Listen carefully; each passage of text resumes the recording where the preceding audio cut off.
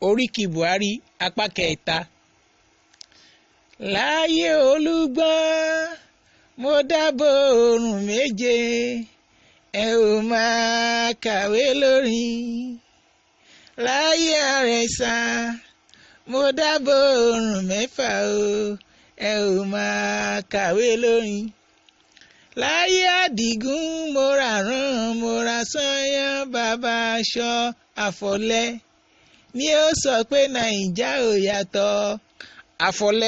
àfọlẹ́ èèyàn nìkan ni ó sọ pé òun ò rọ́wọ́ Buhari lára orílẹ̀-èdè yìí, àbí dúró sí mi omi tẹ̀rù ẹ̀ta ṣé mo parọ́? Pọ̀pọ̀ iṣẹ́ ìdàgbàsókè èyí táwọn ọ̀jẹ̀lú ti pa tì, gbogbo ẹ̀ níjọba Muhammadu ti fẹ́ parí. Ẹ̀yin ẹ béèrè lọ́wọ́ ọmọọba Adéjàre Ibrahim, nítorí irọ́ lásán ló ń jẹ́ ẹni orí obi. Àrólàǹbò Yusuf ló lè ròyìn, nítorí ojú ìlọsíwájú ló wà lágbárí irú wọn. Buhari gbàràdà gbogbo ariwo propaganda tí wọ́n fi bọnu. Awítàwí wọ́n ní kí ayé fẹ̀sùn kan lára. Ọdún mẹ́jọ àrà rádaràda kí ẹ fi ṣe. Adìẹ nẹ́pa nàìjà tẹ́ ní òpamọ́ re. Ẹ gbádìẹ ta, ẹ ò kúkú bọ́dà láti fowó ẹ̀ rawó. Dísíkò lẹ́ ń fowó wá jó kiri. Tó bá sì dọ̀rọ̀ káṣòfin àìmọye sínétọ̀ tí ò lè dádì tọ̀. Buhari lọ̀gá, bówú corruption kó gbà, ìbá wu sínéètì kó yìnbọn jẹ, àgùngùnlá àgùntẹ̀tẹ̀.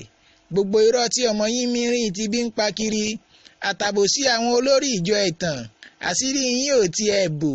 Ayé kò tó Akíndélé ti tú yín fó. Gbogbo yín pátá ìgbẹ́lẹ̀ ò sùn, ẹ ò ní mórí délé. Gbogbo ọmọ nàìjà o, Àdìgún ni ẹ jẹ́ àdìbò fún.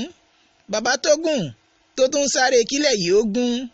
Èèyàn ti Ọ̀ṣínbàjò tó mòye gan-an, ó kú tì tó ń ṣẹ̀rù bàrẹ̀ ọ̀nà kakanfò Àfọ̀njá.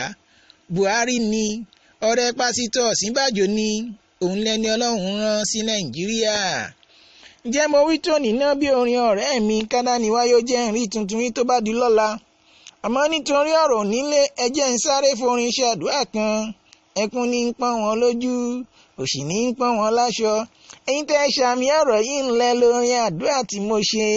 Gbogbo wa pátá a ò ní fojú sunkún, a ò ní fòṣì ló gbà. Ẹ wá pẹ́ ìmọ̀ mímọ́ kan ta ló wà nínú ọgbà náà báwo. Èmi lọmọ tẹ́ ẹ ní mo dúdú, tí mo ní mo fi dúdú jọ yín. Mo fi pupa jọ̀ṣọ́lá Adélékè ọjà ìbò tó kọ pélé tí pélé ń dámọ̀ràn ìmọ̀ràn ìmì ní jọjọ bí ọ̀lẹ́lẹ̀ àwẹ̀. Àmọ́ bá a ti parí láàwí, èmi la Akewi Agbaye Akekoo Akoka níbẹ̀ ní Sheriff Babátúndé ọmọ ọba lójú ogun. Ìkànnì mímọ́ ọlọ́kùnrin ọ̀la kí n pín ọmọ níkùn àríwó yẹ̀kan tán níkùn àwọn àjìfà. Gbàtà àjìfà mọ́ níkùn àwákù pẹ̀lẹ́bẹ̀ mi lọmọ gúnyán tán fòdóbò mi epo.